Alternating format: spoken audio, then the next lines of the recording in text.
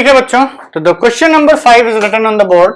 Question number 5 says, तो question number 5 says कि there is a boy or girl named Shobho and his or her mother's age is 6 times his or her present as. ठीक, हम बार बार his or हर कितनी बार बोलेंगे, let consider him as Shobho only, Shobho ही बोलते हैं कि Shobho's mother's age is 6 times Shobho's present age. Shobho की एज का 6 गुना उनकी मदर की एज है.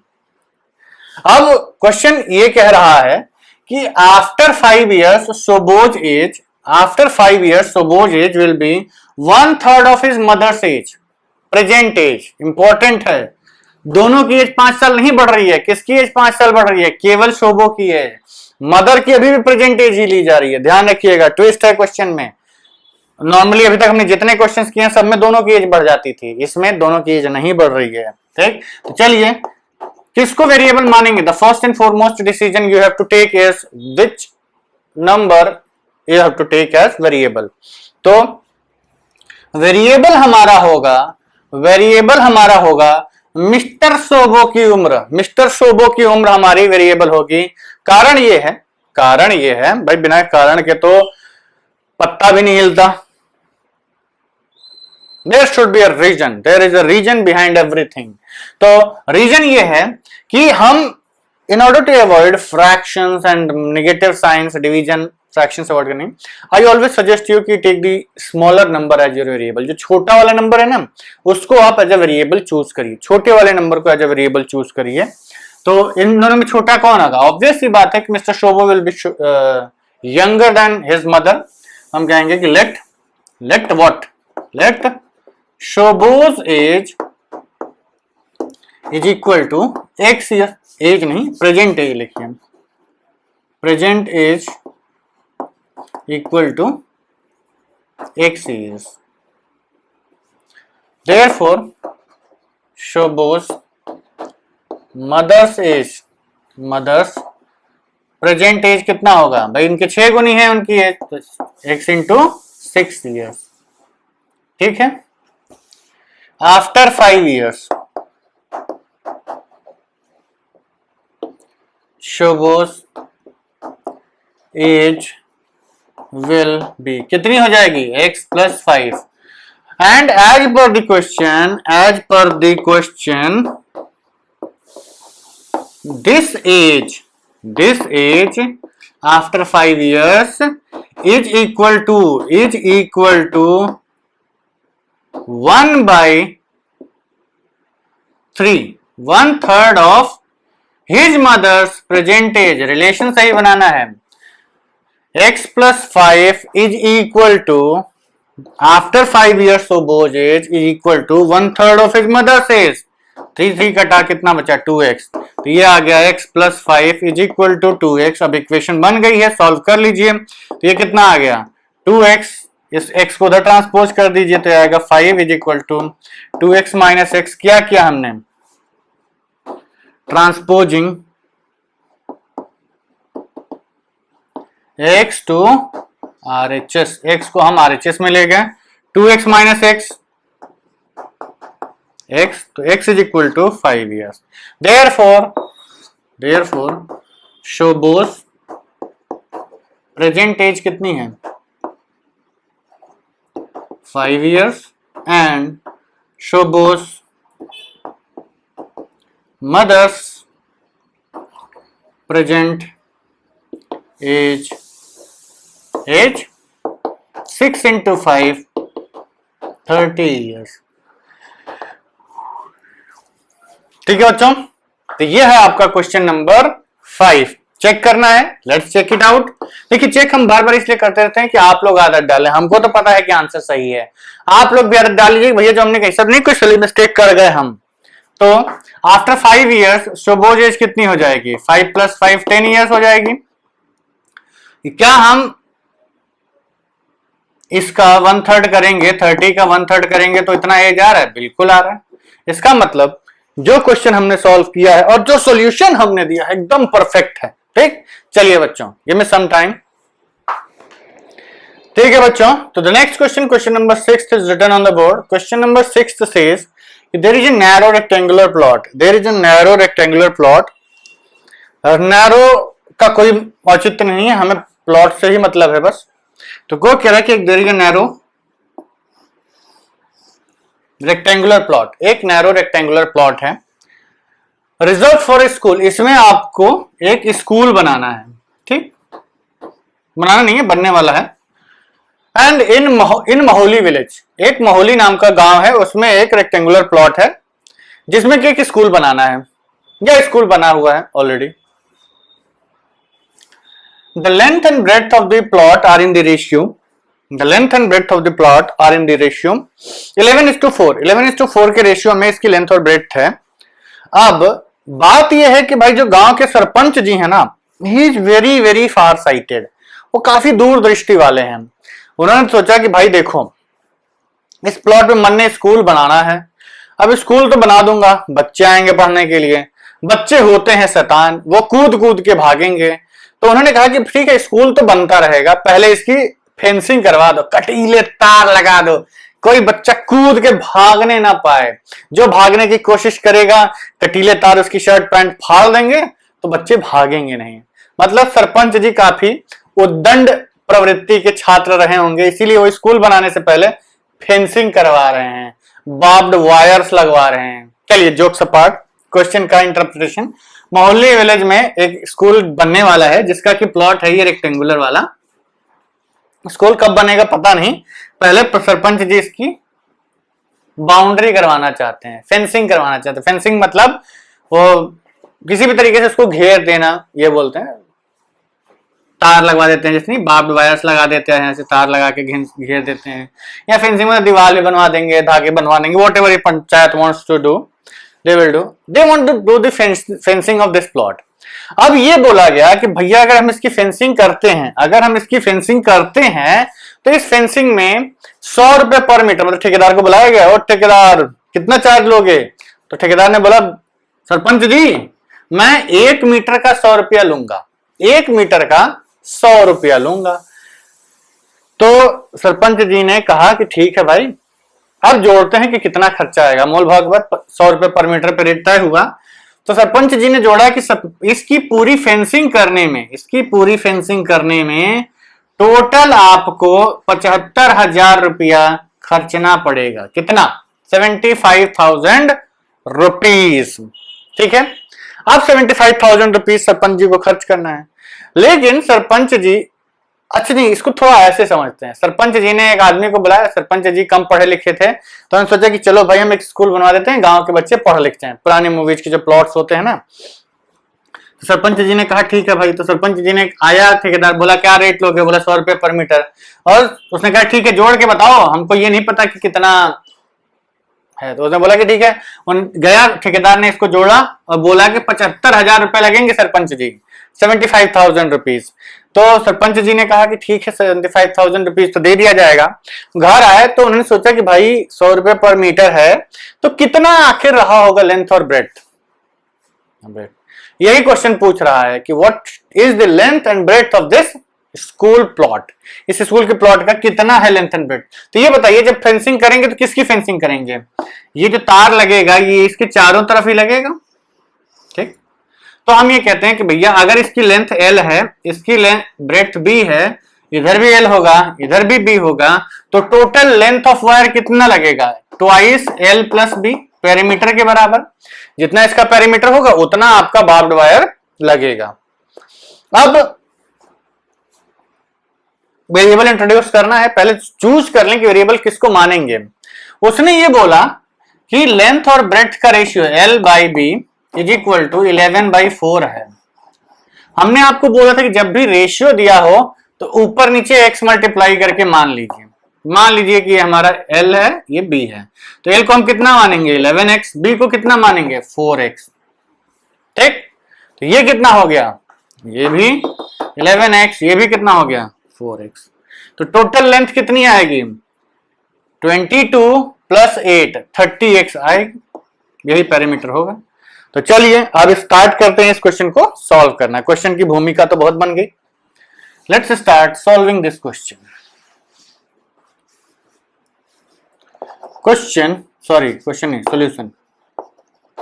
Late the length of plot be equal to 11x। क्यों 11x लेकर हम ऑलरेडी एक्सप्लेन कर चुके हैं।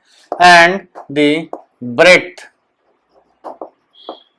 Of plot be equal to 4x।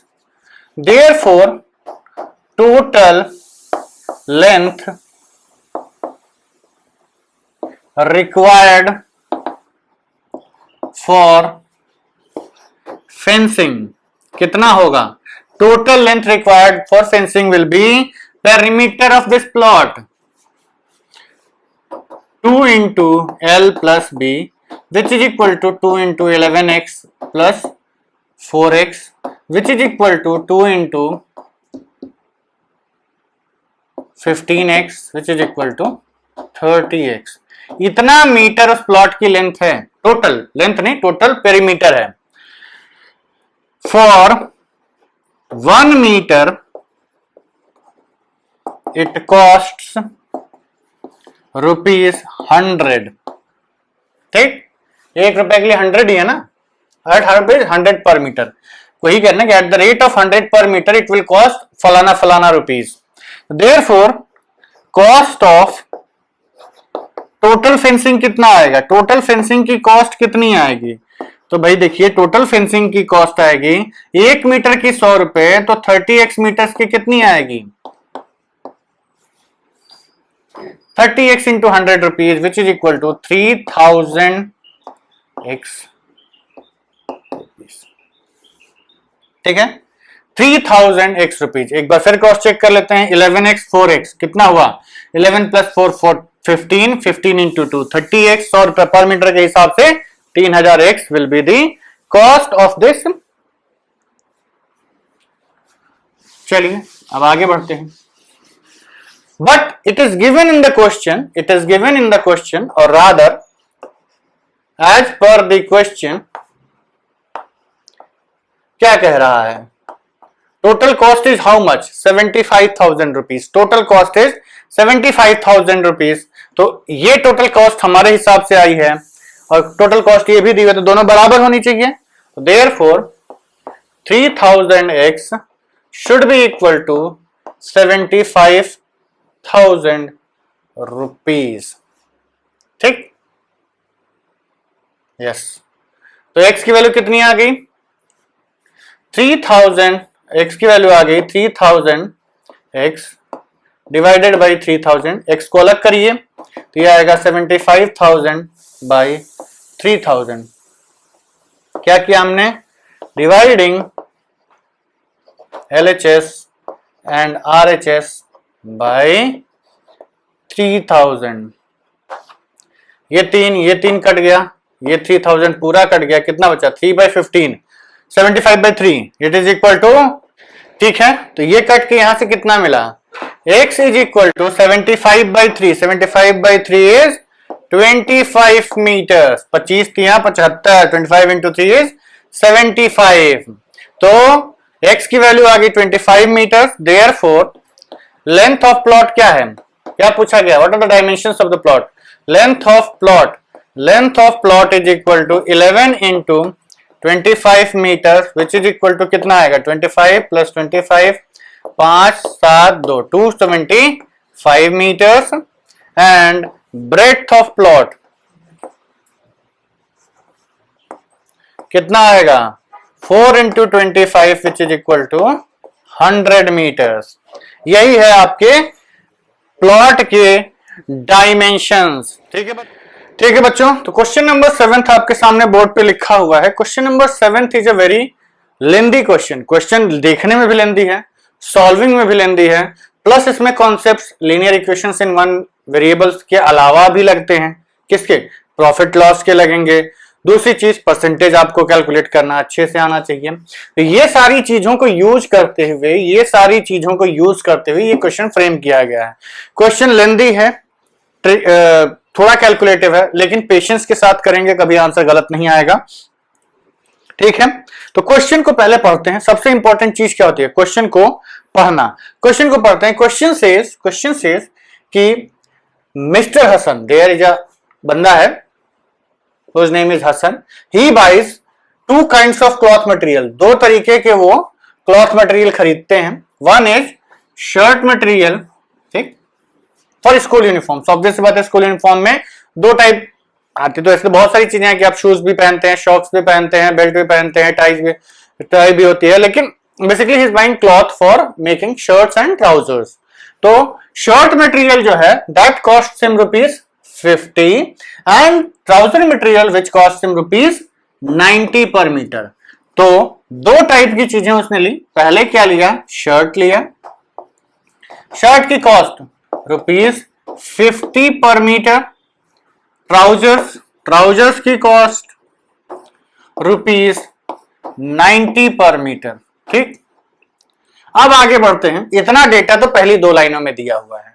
उसके बाद ही सेइंग कि for every 2 metres of trousers, trouser की हर 2 मीटर के लिए he has to buy 3 metres of shirts material. हर इसके 2 मटेरियल के करेस्पॉन्डिंग इसको 3 मीटर शर्ट चाहिए होती है, शर्ट का मटेरियल चाहिए होता है। नाउ द क्वेश्चन सेज कि ही सेल्स, अब ये शर्ट पैंट बनाने के बाद he is selling them at, he sells the materials, अच्छा he is selling the material itself, मतलब बंदा केवल यहां से खरीद के वहां बेच रहा है। तो he sells the material at 12% and 10% respectively। ये respectively वर्ड होता बड़ा खतरनाक है। respectively वर्ड इसलिए बड़ा खतरनाक होता है कि आपको ऊपर का ऑर्डर ध्यान देना चाहिए, to pay respect to the earlier order। earlier order क्या था आपका, शर्ट। पहले उसने शर्ट की बात की, बाद में ट्राउजर की बात की। ₹50 फॉर शर्ट, ₹90 फॉर ट्राउजर्स। तो पहले प्रॉफिट किसका बताएगा, शर्ट्स का। तो 12% is the profit percentage for shirts and 10% is the profit percentage for trousers. ये तो अभी तक का टोटल माल इकट्ठा हुआ, बेचने का डेटा। बेचने के बाद he earned total of ₹36,600। Total 36,600 रुपए बंदे ने कमा लिए। क्वेश्चन, इतना तो डेटा गिवन है आपको, इतना डेटा देने के बाद the question is asking how much trouser material did he buy. उसने ट्राउजर मटेरियल कितना खरीदा था। क्वेश्चन समझ लीजिए, ये डेटा आपको गिवन है और आपको इसकी लेंथ निकालनी है कि टोटल उसने कितना खरीदा। उसने कहीं यह नहीं बताया कि इतना मीटर शर्ट खरीदा है, इतना मीटर पैंट खरीदा है, ठीक। तो अब ये बताइए कि वेरिएबल हम किसको माने। तो आपके दिमाग में सबसे पहला चीज आएगी कि भाई जो पूछा है ना उसी को वेरिएबल मान लेते हैं। ठीक है, वेरिएबल बिल्कुल सही है कि आप ट्राउजर को मान लीजिए, क्वेश्चन हो भी जाएगा, लेकिन थोड़ा कैलकुलेटिव हो जाएगा। कारण ये जो रेशियो है ना, ये आपको दिक्कत करेगा। रेशियो क्या कह रहा है कि trouser upon shirt should be equal to 3, trouser is 2 and shirt is 3। 2/3 ratio होना चाहिए ट्राउजर और शर्ट का। यही कह रहा है ना कि अगर आपने 2 मीटर इसके लिए खरीदा तो 3 मीटर इसके लिए खरीदो, तो रेशियो कितना होगा, 2:3। तो एक ऑप्शन तो हमारे पास है कि हम इसी को x मान लें, और एक ऑप्शन है कि हम इसको 2x माने और इसको 3x मान लें। तो हमें शर्ट का मटेरियल और ट्राउजर का मटेरियल एक साथ मिल जाएगा। लेकिन अगर आप केवल ट्राउजर का ही मानना चाहते हैं तो भी आपको शर्ट का मटेरियल तो कैलकुलेट करना पड़ेगा, क्योंकि बंदा बेच तो दोनों रहा है ना, वो बेच दोनों रहा है। तो अगर दोनों को वो बेच रहा है तो ये बताइए कि दोनों का मटेरियल आपको चाहिए ही होगा ना कॉस्ट निकालने, सेलिंग प्राइस निकालने के लिए। तो आप एक काम ये कर सकते हैं कि अगर आप ट्राउजर्स को x मानते हैं तो फिर आपको रेशियो प्रोपोर्शन लगाना पड़ेगा। कैसे, for every 2 metres of trousers he buys 3 metres of shirt, ठीक। तो 1 मीटर के लिए how much will he buy, 1 metre trousers के लिए he will buy 3/2 metres of shirt.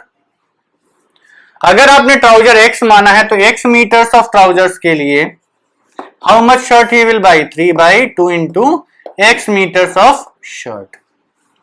तो या तो आप x और 3/2x ले लीजिए, ये ट्राउजर का, ये शर्ट का, या फिर आप 2x और 3x ले लीजिए। It's all up to you. ध्यान से देखिए, यहां भी रेशियो वही आएगा। दोनों को डिवाइड करिए, ट्राउजर अपॉन शर्ट कितना आ रहा है x अपॉन 3/2x, ये x कटा 2 ऊपर गया 2/3, यहां भी कितना है ट्राउजर अपॉन शर्ट 2/3, डिवाइड करो x कटेगा 2/3। तो it's all up to you कि आप किसको लेना चाहते हैं, but unnecessarily why you want to go into ratio and proportion when you have got a very easy method, when you have got a very easy method. तो हम लोग easy वाला करेंगे। देखिए इजी कठिन ऐसा कुछ नहीं है बेसिकली दोनों सेम ही चीज, एक में बस आपको ये अलग से कैलकुलेट करना पड़ रहा है और एक में आपको सीधे दोनों के मटेरियल्स की लेंथ मिल जा रही है। तो हमने क्या माना, हमने वेरिएबल क्या डिसाइड किया है, we have decided that let the material for trouser be equal to 2x, I hope यही लिया था 2x metres, and the material for shirt be equal to 3x metres.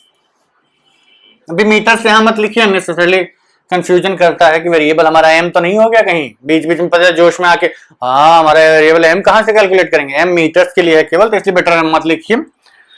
लिख भी सकते हैं अगर आपके स्कूल में डायमेंशंस के लिए काफी परेशान किया जाता है तो, otherwise there is no need to write. ठीक, तो कॉस्ट प्राइस ऑफ ट्राउजर कितना होगा, 1 मीटर 50 रुपए का, तो 2x मीटर्स, सॉरी ट्राउजर्स का 90 रुपीज है, तो 1 मीटर 50 रुपए का, तो 2x मीटर 90 रुपीज के, that is 2x into 90 is 180x, इतना रुपीज कॉस्ट हुआ ट्राउजर्स का। And cost price of shirt का कॉस्ट प्राइस कितना आएगा बच्चों, 3x into 50 which is equal to rupees 150x। अब आते हैं सेलिंग प्राइस। सेलिंग प्राइस का कॉन्सेप्ट, सेलिंग हम आपको एक बार फिर से एक्सप्लेन कर देते हैं। Selling price is equal to cost price plus profit. Profit कितना है, cost price plus 10% of cost price, यही होता है, तो निकालते हैं। Selling price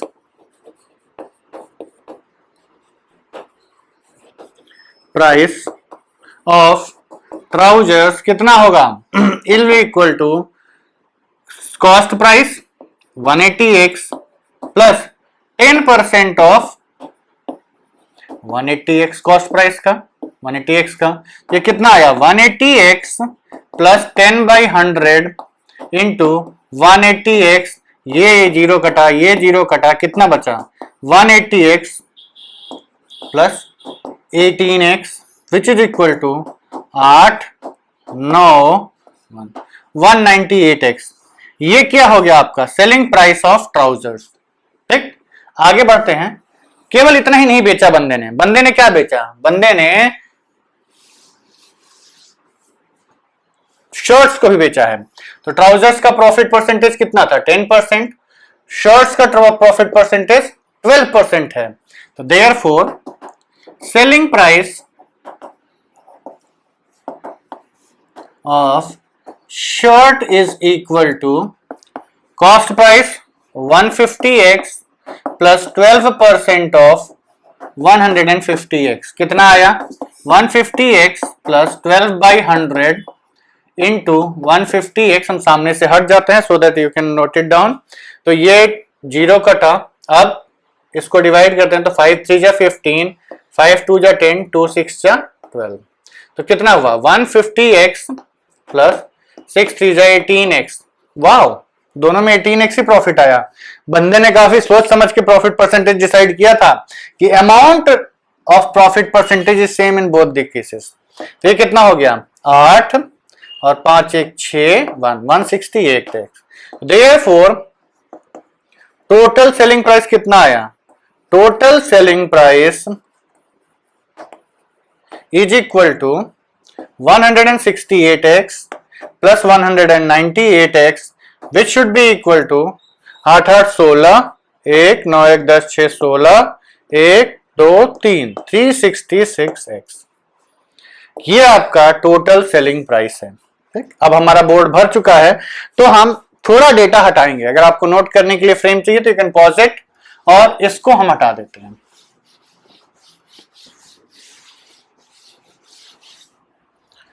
So as per the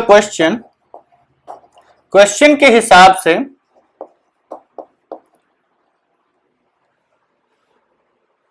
his total sale is equal to rupees 36,600। तो ये दोनों बराबर होनी चाहिए। टोटल सेल 366 है, यहां 36,600, therefore 6 should be equal to 36,600 और 366x divided by 366 is equal to 36600 divided by 366। ये तो डिवीजन भी आसान हो गया। क्या किया हमने? Dividing LHS and RHS by 366। तो ये कट गया, ये कट गया, कितना बचा? x is equal to 100। x था क्या? x फैक्टर था। हमसे पूछा क्या गया है? How much material did he buy for the trouser. Therefore trouser material he bought कितना? 2x which is equal to 2 into 100। Trouser 2x ही लिया था ना। हाँ, तो ये आपका आ गया 200 metres is the length of the trouser. ठीक है बच्चों, तो इस क्वेश्चन का आंसर है 200 मीटर्स। 200 मीटर्स उसने ट्राउजर्स के कपड़े खरीदे हैं। शर्ट के कपड़े कितने होंगे? 3x 300 metres. ठीक है बच्चों, तो इस वीडियो के लिए इतना काफी है। अगले वीडियो में I will be continue. Questions लेंदी है बच्चों, पेशेंस के साथ करिएगा, होप लूज मत करिएगा। क्वेश्चंस कठिन है, पेशेंस के साथ करते जाइए। आप लोग अभी नाजुक छोटे छोटे बच्चे हैं, क्वेश्चंस बड़े जालिम टाइप के हैं, but be patient and solve the questions with patience. गलत कभी नहीं होता है, अच्छे से करो, क्वेश्चन कभी गलत नहीं होता। ठीक है बच्चों, तो see you in the next video with questions 8, 9 and 10। ठीक है, in the next video I will be completing exercise 2.4। ठीक है, चलिए बाय बाय।